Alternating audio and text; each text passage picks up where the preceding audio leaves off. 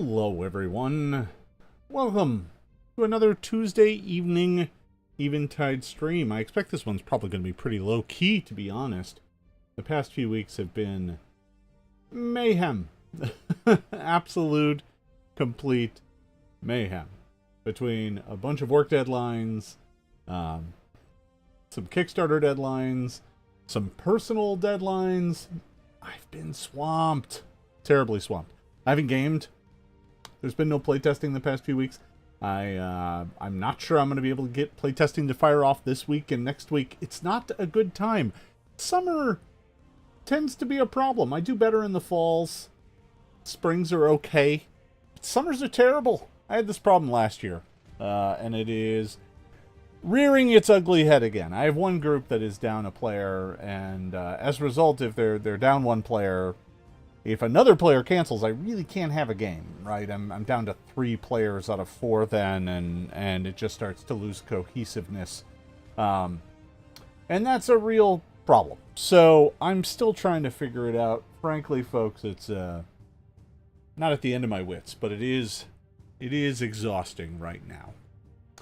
So when it came to tonight, I was like, you know what? I don't really have a lot to share. I have a bunch of new art, but I'm not quite ready to show it off yet. I've got a file that's almost ready to go to my editor, but editing text is kind of boring. So I was going to maybe draw, but I don't have my drawing tablet set up, and it's kind of warm in here. And I think my pen might be, the battery might be dead, so I need to charge that. It's just been a frustrating couple of weeks. And then to top it off, I also have computer problems that have sidelined me over the past week. I'm now having heat problems.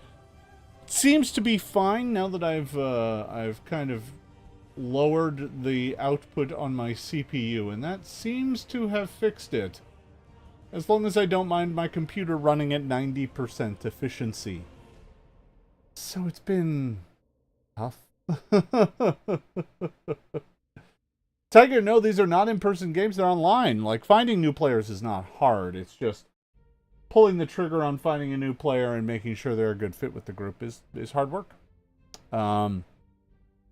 These are folks who, you know, they're not, by and large, game industry folks. They're just friends of mine. So adding people to the games isn't exactly something that I can do at a whim, right? It's not like they're assembled games of random supporters or freelancers or anything. So, you know, just some challenges. That's just kind of what I've been dealing with. I'm not here to gripe. I'm just saying it's been a rough couple of weeks. And I don't know when it's going to get better. We got Gen Con coming up. I'm going to lose people from my groups, the ones who are in the game industry. They're all going to be gone. No, Tiger, not a laptop. No, it's my desktop that's having the problem now. So if you're interested in it, there's a thread in my Discord talking about Computer Woes 2. Check it out. It's in general, if I recall correctly. If you're interested in what's going on, I won't bore everyone here with it. But suffice to say, my computer has developed an odd heat problem. And it only happens when it's running at 100%. And it only started once I updated my BIOS. I don't know what's going on there. Something isn't working right. And I'm not sure what it is. And figuring it out is like a needle in 10,000 haystacks. So, anyway. One thing that I think I was going to plan to do here today was kind of page through, I need to start getting the player's guide in shape. And one thing I was thinking about doing, because this is something I've been meaning to do, was to go through the player's guide and tag the things that I know need work and start adding notes as to what needs to be done. So I may do that. You can all come along for the ride. Feel free to chat. I'll answer and talk, but I kind of was just like, you know what? I'm going to use this hour as just a dedicated hour to get something done. Tiger, restoring previous BIOS on this motherboard is actually very tricky. I need to do it via flash BIOS, or I need to reset the entire machine. So that's tricky. The motherboard I have, you know what? If you're interested in talking about it, go to the Discord. That's where we should talk about it. I don't want to bore people here with it. Because it is boring. And exhausting. So let's see here. I've got this. And I'm going to go ahead and save as. So I've got a new copy.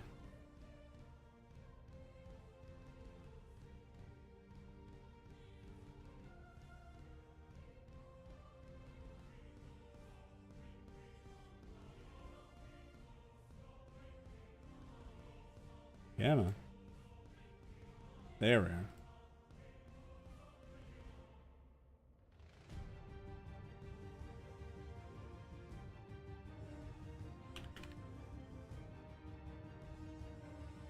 Yeah, I'll be happy to talk about the computer woes and the power woes. But I don't want to do it here because this is Eventide stuff. So, let me go ahead and do two things here. First of all,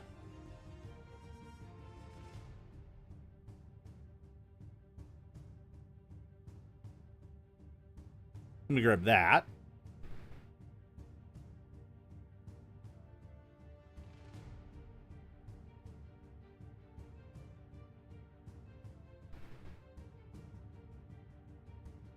Well, that's grabbing way too much. All right, let me, there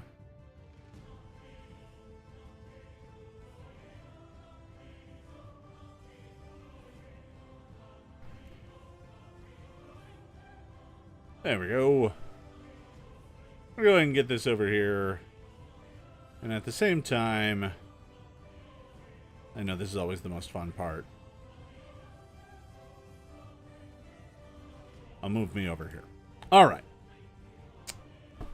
So this is the player's guide. As it's currently laid out, this is the version that my players at home have. There's it starts off with a bunch of history. This is a light layout. This is probably similar to the version that all of you are going to get here in the relatively near future. I just need to fix a handful of things, and then it's ready to go for all of you. I wouldn't put it up for sale in this format. There's a bunch of unfinished maps and stuff in here because I still haven't updated those. Most of the stuff about the history and stuff I don't have to change. This stuff is all good. So there isn't much here to be done. In the history and lore, right? Introduction, history of Alnair. None of this is really changed.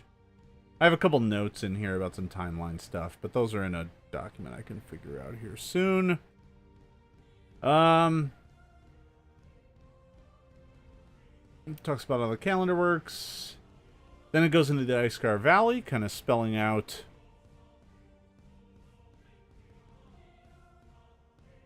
so yeah, this is not the primer. The primer is something I took notes on a few weeks ago. I haven't really gotten much time to work on that yet. This is the actual draft of the player's guide. You can see because it is, well, you can't see, but it is a ridiculous number of pages long.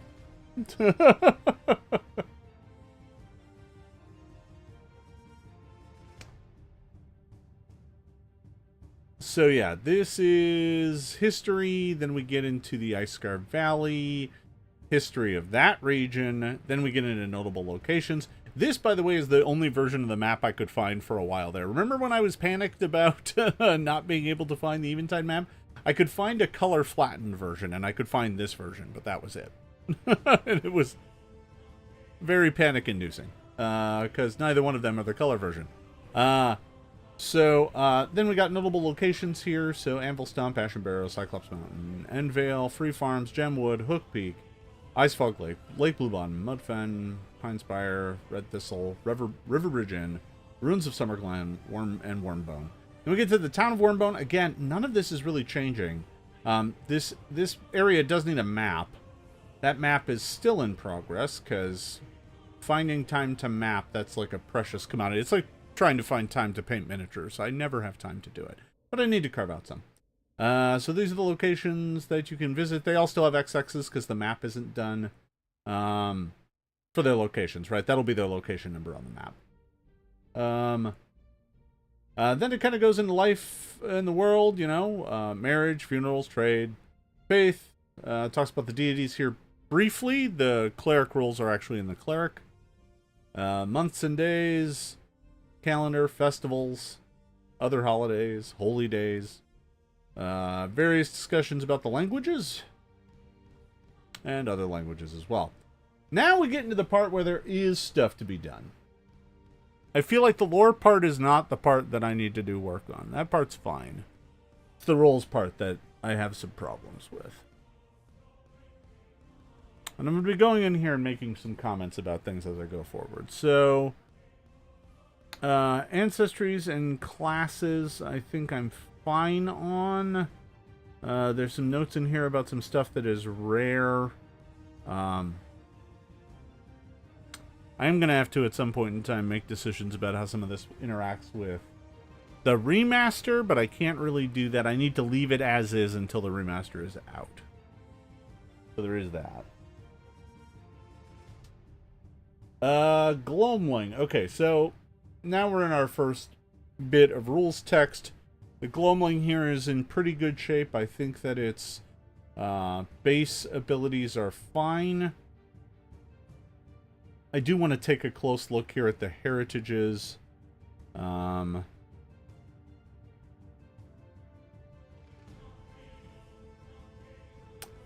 So Bright-Eyed allows you to see in magical darkness and the kind of greater darkness.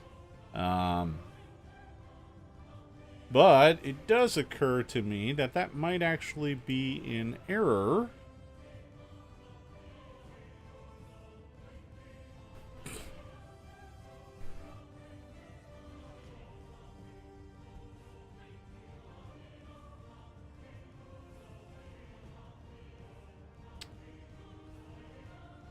So I need to look up greater dark vision.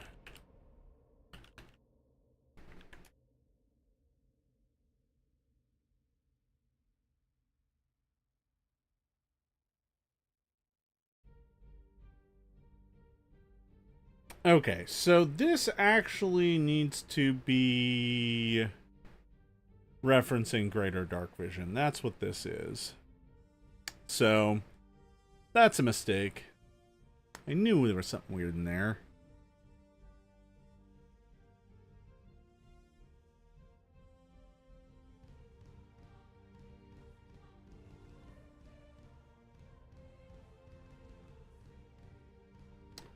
All right. Let me see if there's a way that I can allow you all to see. Nah, never mind. The notes aren't important. So I'm going to add a note here that says reference greater dark vision. Okay, so that's in there now. And I can fix that in my next pass. Alara, welcome. We're doing a low-key kind of thing where I'm actually just doing some work on the player's guide. Let's see. Broad feet, plus 2 circumstances, plus acrobatics checks made to balance in your reflex DC against attempts to grip you. That's probably fine. The long finger is similar bonuses. That's fine. Thick-eyed Gloamling is based off other ancestries that give you an armor bonus, so that's undoubtedly fine. It also allows you to roll twice to recover from bleed, which is fine if I recall correctly. I do want to look at the goblin ancestry.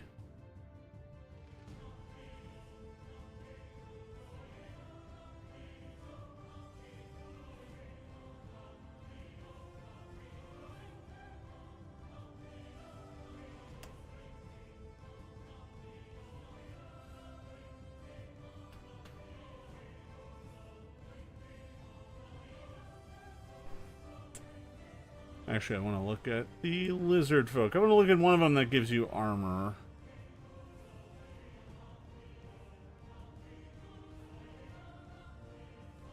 I know one of these does. I could have sworn it was lizard folk. I guess not. Oh, wait, no. No, that's not it.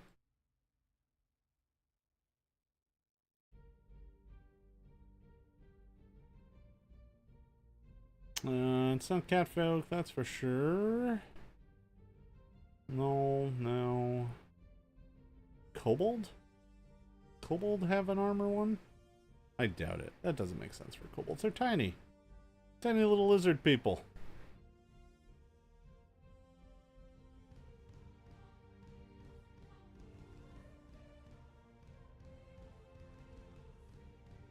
Yeah, that's what I thought. Make sure I can see all the views. I don't know. Can anyone remember an ancestry that gives you, allows you to take an armor bonus?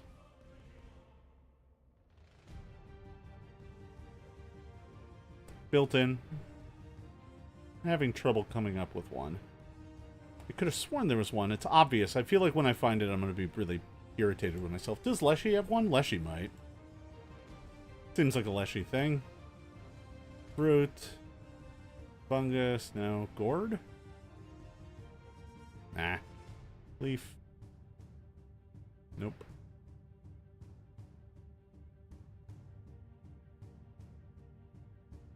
Seaweed? Fine. Eh? None of them. None of them! I'm being deceived. That's what's happening here. Yeah, bleed is really good. Very dangerous, that's for sure. No.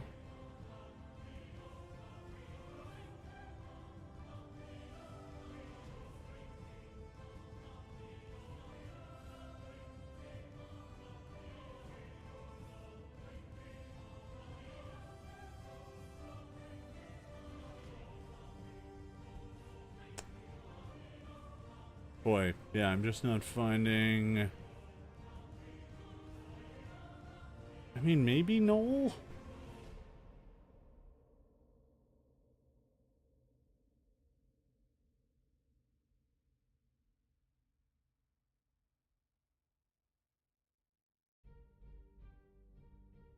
I feel like this would be, an ancestry choice.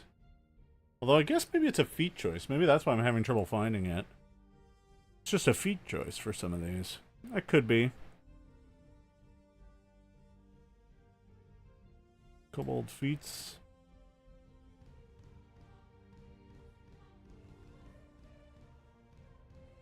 No. Definitely would be a first level, right? It'd be something you have to take. You don't get thicker hide later.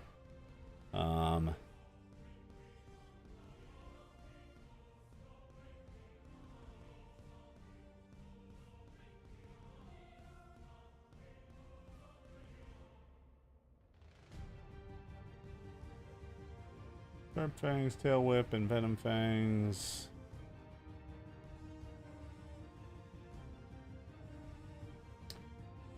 Dwarf doesn't get one, does it? I don't think so. Right?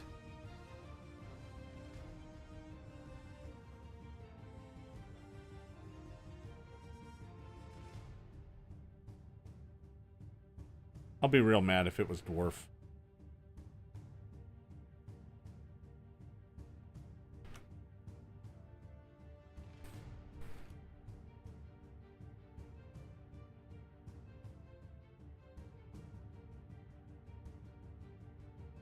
I could have sworn it was Goblin. Goblin does have... But wait, is it an ancestry or is it a, Welcome to my world, by the way. It's just a feat. Is that why I'm thinking?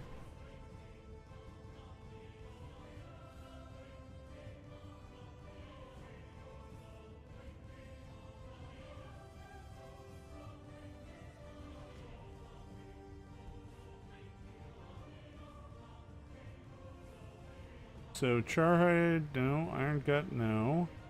Razortooth, no. Snow Goblin, no. Tailed. Unbreakable, no. So, it's not one of their heritages. Not bouncy.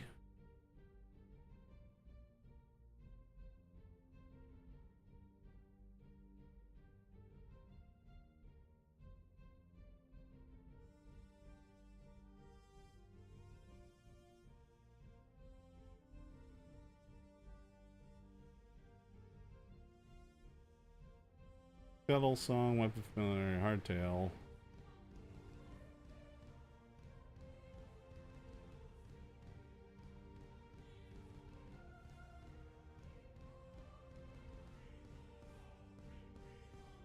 Alright, well, here's what we're gonna do. I'm going to make a note about this just to confirm balance. Instead of doing it all here right now, I'll do the search later. That's fine. All right. Digging further into it, the Gloamling feats are all pretty straightforward. There's the bond one. Whenever you and one of your close bonds is attacking the same foe, that foe is considered flat-footed to you regardless of position. You also get a bonus on doing things for your close bond. This is really in tune for them.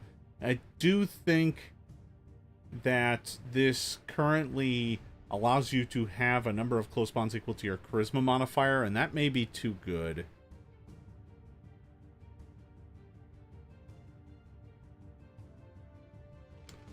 I'm going to reconsider that, because I feel like that is too good. Is it Orc?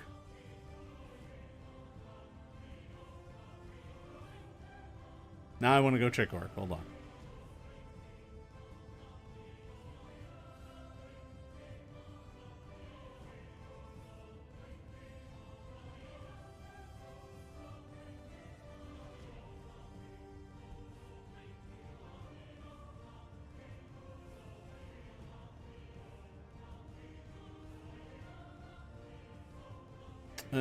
Let's see.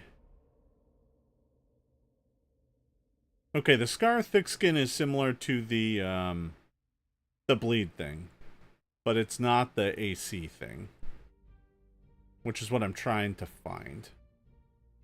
That's okay. That's okay, I'll figure it out. Yeah, I see it. Thanks, Alar. Alright, so we're gonna move on. Close bond. Whoop. Let's see. Distant emotions. This is pretty straightforward. There's nothing special there. Weapon familiarity's simple. Insatiable curiosities, easy. Occult mysteries is simple. Quiet steps is a mirror off something else. Shade sight.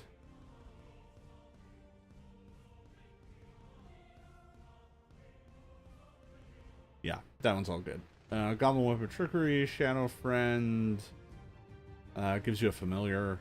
Yeah, the rest of these are all pretty straightforward. So I think we're good on the rest of those. There's just a few in the early going that I think need some work.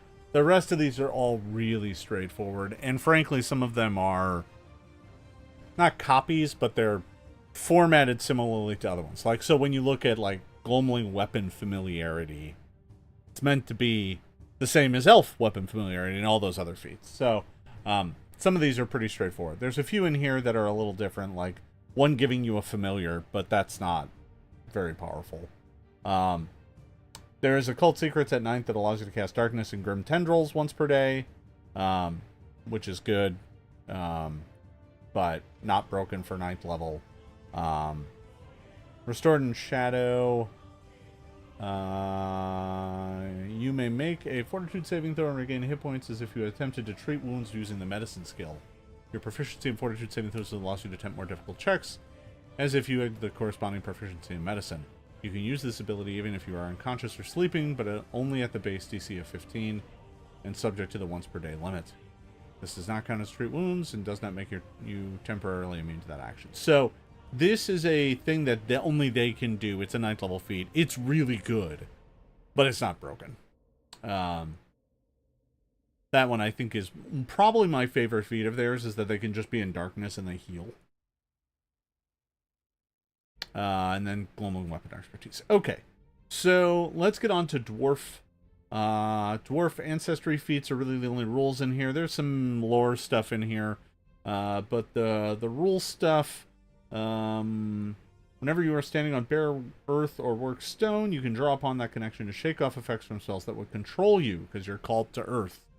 Whenever you are standing on earth or stone and are affected by an incapacitating effect that lasts at least 2 rounds, you can reduce the duration by 1 round at the end of each of your turns. So, it works like the champion's frightened reduction.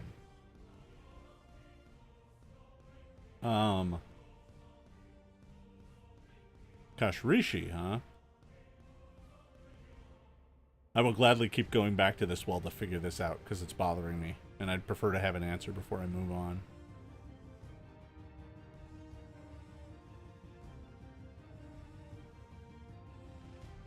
Tough skin.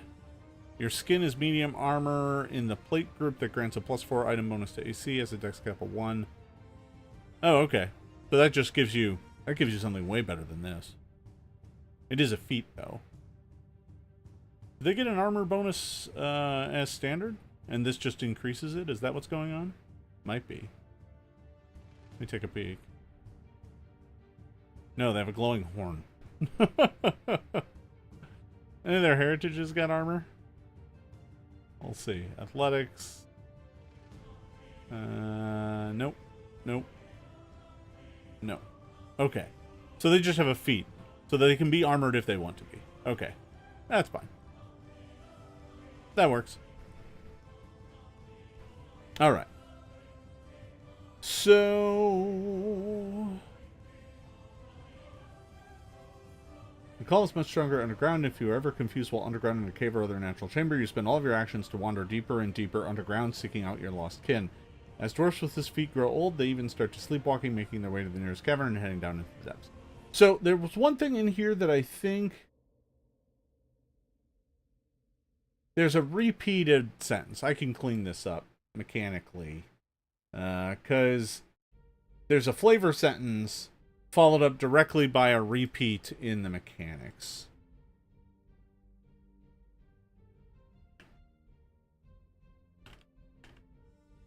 I'm going to leave myself a note to fix that. That's easy to do. Alright. Dwarven orphan. Few dwarves still call the surface home. You are one of the ones that were left behind, whether orphaned to live with another folk, or part of a small clan that decided to stay, living within another culture. You get to pick another common ancestry. You don't learn Dwarven, but instead learn their language instead. This is just, you know, you can also take ancestry feats as long as they don't require a physical characteristic that you lack. So this is fine. There's nothing wrong with that. Yeah, I appreciate it, Lara. That helps. Thank you. Eye for Craft. Gives you trained in crafting. In addition, you can recall knowledge with crafting to learn about how an object was made. This check can tell you what people made the object based on its technique used, roughly how old it is, and give you an accurate sense of its value. This is a really flavorful feat, but it's not very powerful. I'm going to add a note in here.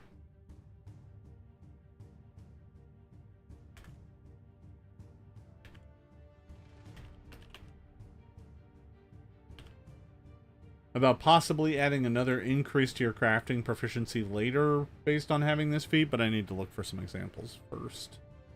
Elves! The elf stuff here is pretty straightforward. This is all lore. We got the Senesar elves here. Up at the very top here, this is the Senesar elf heritage.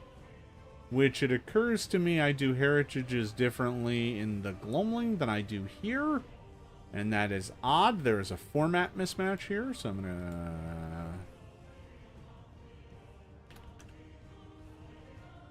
Format like Gloamling heritage. Okay. That's right, everyone. You get to see me do an editing pass right now. That's what I'm doing right now. Not for grammar, but for content. Human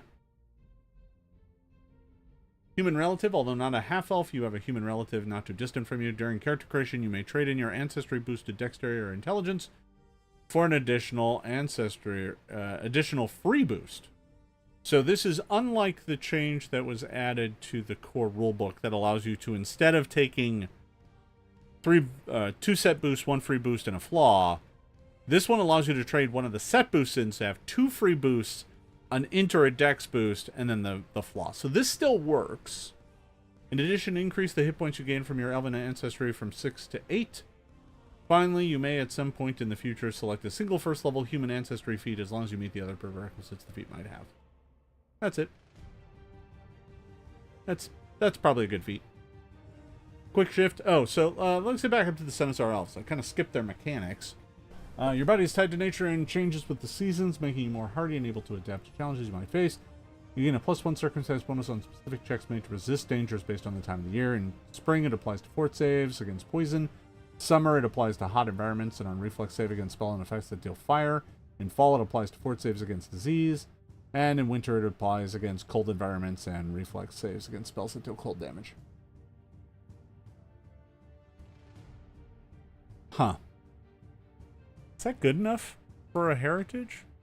I'm starting to feel like maybe it isn't.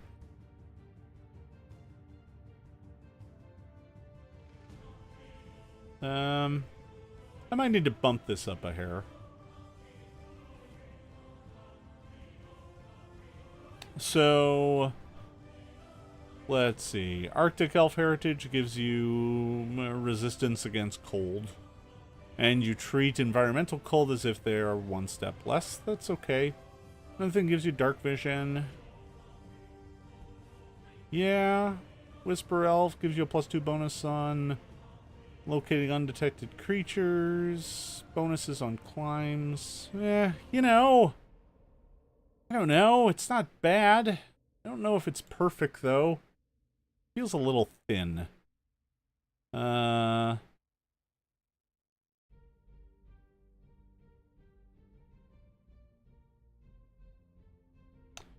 So Ancient Blooded Dwarf is perhaps a good parallel, right? Gives you a reaction, gives you a +1 bonus on a saving throw against a magic effect. That's it.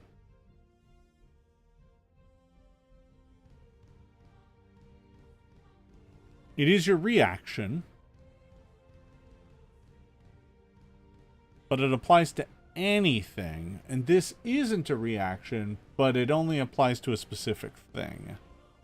But it also applies to things that aren't necessarily magic, so maybe that is fine. Maybe it is fine. That might be okay. Yeah, you know what, we're going to leave that one be for now. I think that's fine. That's probably good. Because fire and cold effects are going to be pretty common, so especially in those seasons. Fort saves against poison is always good, and fort saves against disease. Fall happens to be like the weakest one. That might be...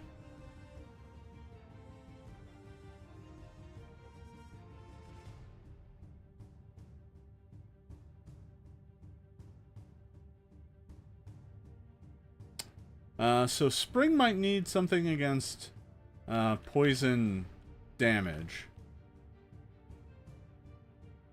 And fall might need something...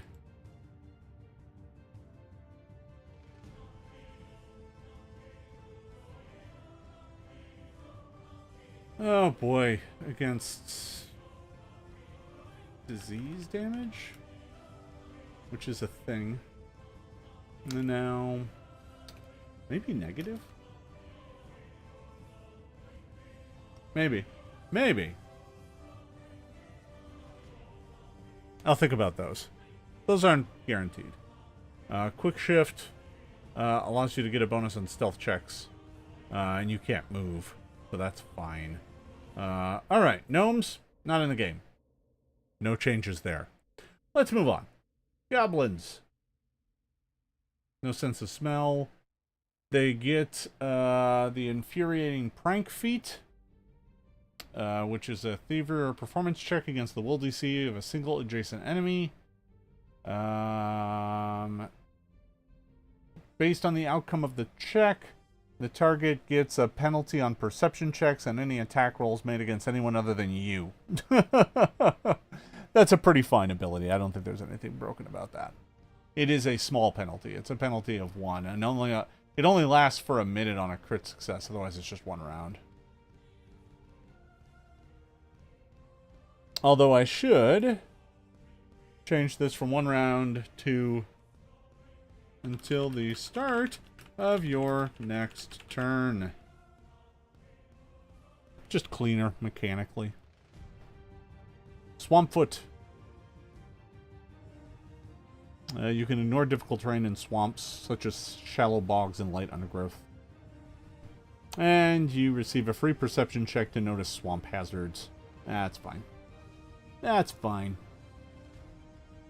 Halflings, born at sea.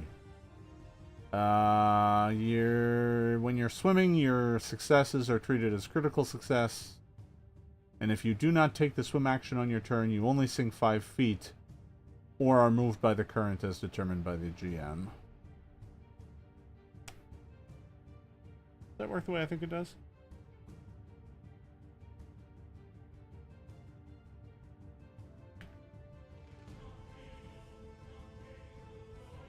Let's see. Oh, you sink 10 feet. Okay, so you're buoyant. Halflings in this world are buoyant. I made this decision a long time ago. I'm still revisiting it. Alright. Nimble digits. You get an extra success on thievery checks. That's fine. You can use actions with manipulate trait while restrained, but only if your fingers are free and the action can be accomplished solely with your fingers. Oh, like pick a lock or something. And then we're on to humans. Echo Cursed is... Oh yeah, there's the heritage. This is another heritage that is formatted differently.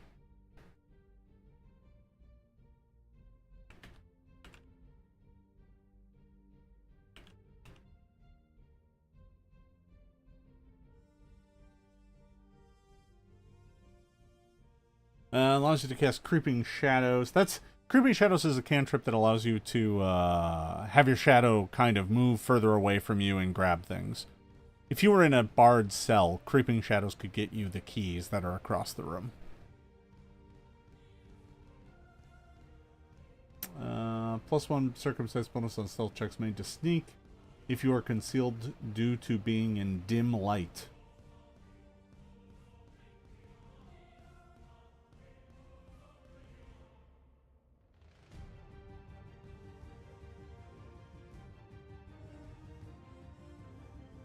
As long as you can hear normally, Echo Cursed. As long as you can hear normally, you can use the Seek action to sense undetected creatures in a 30-foot emanation instead of a 30-foot cone. You gain a +2 circumstance bonus to locate undetected creatures that you could hear within 30 feet with a Seek action.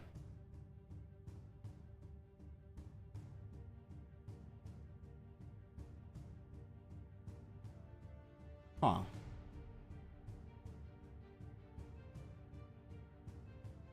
Oh, this is to locate them. Okay, so once you can hear them, you can spend another action to locate them. If you sleep in an area of quiet or stillness, you must make a DC 5 flat check or wake up fatigued, tortured by phantom noises that wake you up. This can be prevented by sleeping with some droning sound or noise, like a babbling brook, a loud clock, a loudly snoring companion. Sleeping with sufficient noise to drown out the echoes makes it harder to hear an ambush or other sounds. You and anyone sleeping with you takes a -6 status penalty on perception checks while sleeping. I need to check that versus the standard rules. Which I feel are perhaps as extreme. Or perhaps maybe even almost worse. Practice Traveler, you can perform an activity while moving at full speed. Select one exploration activity, you can perform that activity while moving at full speed. Or you can increase your speed while moving over land. Okay, that's fine. Alright, so we've gone through the ancestries. Backgrounds, I don't think any of these are special in any way that I need to worry about. They're all pretty standard format. I will want to look at the skill feats here. Herbal Medicine. You can scrounge through the nearby wilderness to find the right plants and animals to perform medicine without healer's tools. So this skill feat lets you find medicinal herbs. It's not good enough.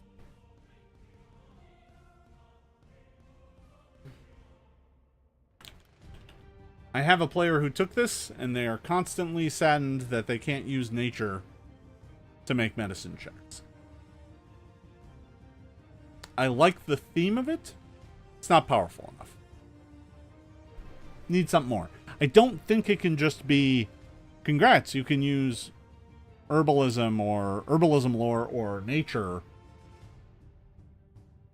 to do medicine checks. That's perhaps too good.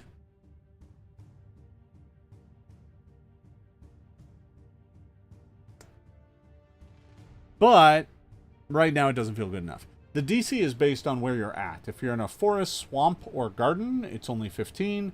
If you're in a plains or on a farm, it's 20. If you're in a town or a cave, it's 25. It's 30 if you're in a dungeon or another place with very few plants or animals. There is a feat that lets you use nature in place of medicine. The problem is this one seems fun and useful, but it actually just allows you not to buy a healer's tools. That's it. That's what it lets you do. And a whole feat for that is not good enough. Because it's a cheap item. After first level, you don't care about this feat anymore. Then we got rural bearing. You have plenty of experience blending into small isolated communities, talking to locals, engaging in local customs, and otherwise putting folks at ease in rural or small community settings. You can use society to make an impression on a common folk, as well as with impersonate to pretend to be a local if you aren't one. If you want to impersonate a specific local, you suddenly use perception, yada yada yada. This is pretty straightforward.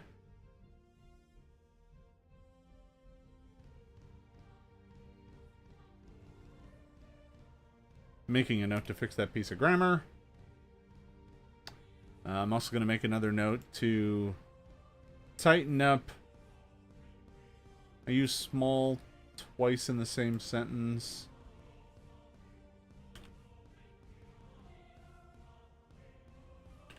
That's more of a grammar change, but we'll add it. That's good. All right. Okay. Now, we're on to the Penumbrist here. I actually have notes on this in a different document. We already kind of went through it. That work is almost done. So I'm going to skip past the Penumbrist entirely. Because I got those notes. Just somewhere else. Alright, Alchemist. Scavenge Reagent. This is a new class feature that all alchemists get at level 1. You can spend 10 minutes scavenging the battlefield for usable reagents and other alchemical ingredients. If you spent 2 or more alchemical items made with infused reagents during the combat, you can recover 1 batch of infused reagents.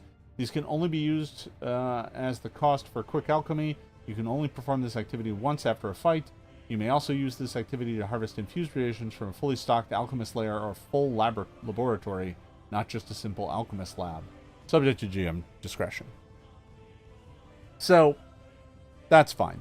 As a matter of fact, that's more than fine. The alchemist in my party loves this ability and uses it all the time. Just lets their reagents go further. Poultice Crafter. You can create a poultice version of anything with the healing trait. I think the big thing about the poultices is that I'm powering them up. They're becoming better. They're too weak right now. They need to be able to allow you to stop someone from dying, like you can with the elixir. They may not do much, but they'll give you back 1.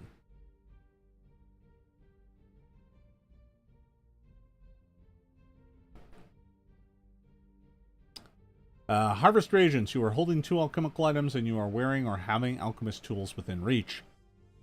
Using alchemist tools, you break down a pair of alchemical items to harvest them for reagents. Destroy both items. You harvest 1 batch of infused reagents that can only be used to create an item with a level equal to or lower than the lowest level item destroyed. These reagents are highly unstable and only last until the end of your turn, but they can be used as the cost for quick alchemy.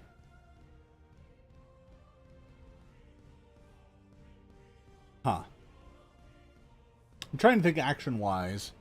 Quick alchemy.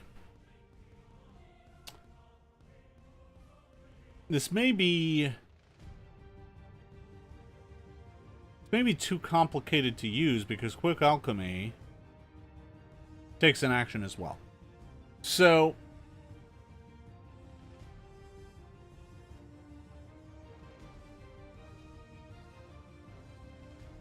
this needs to be a free action that is done as part of quick alchemy.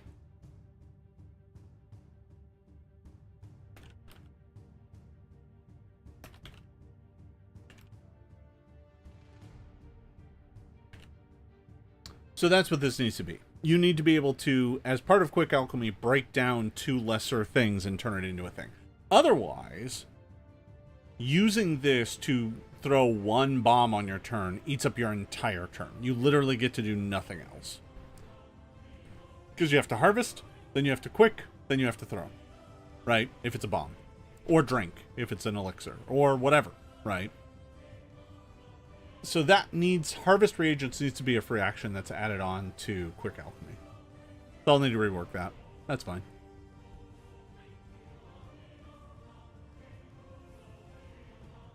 Routine Alchemy reduces the amount of time it takes to craft stuff.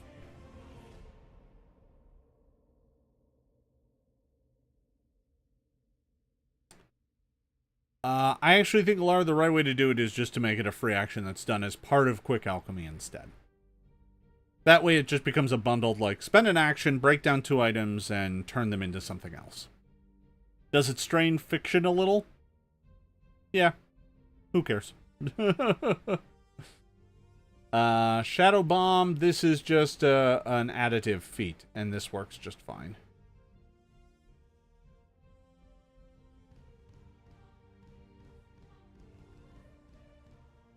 Alright, Barbarian gets a new instinct. Oh god, what time is it? Oh, hey. Look at that. Would you like to know why it takes so long for me to make progress on this stuff? Is because I just spent an entire hour and I didn't even finish noting this document. And we are on page 39, but we did skip the first 20-some pages. So, like, this is a 60-page document, right? Barbarian, Bard, Champion. Here are the Cleric deities. Cleric feats, no druid, fighter feats, monk feats, ranger feats, rogue feats, sorcerer feats. All of these are on the Minotaur Games page that you all have access to, but I'll be creating new versions and uploading them there as they come together. Wizard feats, spells. The Destiny, boy, I'm going to have to take a real hard look at Destiny. I like it a lot. Neither of my groups ever remember that they have it. I don't even remember that they have it. It's a problem. So, I might need to, I don't want to scrap it necessarily, but I might need to simplify this whole system. It may be too much. I love the flavor of what's in here. I just don't think my groups are playing with it. Equipment, the poultices all need some work, especially the poultices of life. These are all wrong. I've already got these changed in another document. I just haven't updated them yet.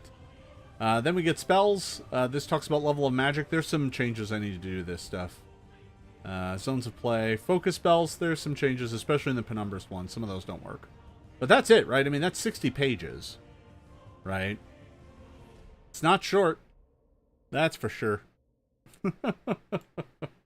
Alright, folks. Well, I go ahead and let me lock myself back in place here so that I don't screw this up in the future. There we are.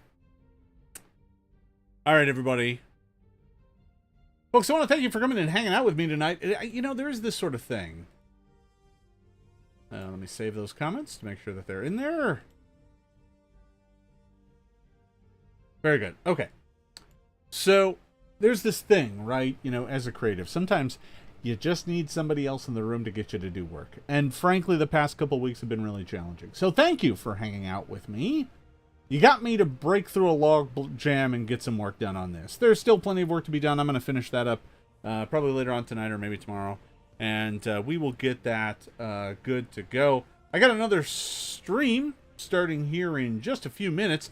So I got to let this one go. Folks, I want to thank you for stopping by. Thank you for all your support. I know it's been tough. The summer months are always rough. I'm going to get that player's guide to you soon. I want that to happen at least. I want to keep feeding all of you at the very least. The public can wait. You folks need to get some material. So let me work on getting some of that done and we'll get it out to you. I think some of that stuff is pretty close now. So I feel especially better about the scope of work. I was worried that a lot of those really had to have a lot of work done. But frankly, a bunch of them just need some tightening up here and there. They're mostly in pretty good shape. So we will work on that, and we will see how that goes. Thank you for watching, everybody. Have yourself a wonderful rest of your evening. We'll see many of you in just a few minutes over on Twitch.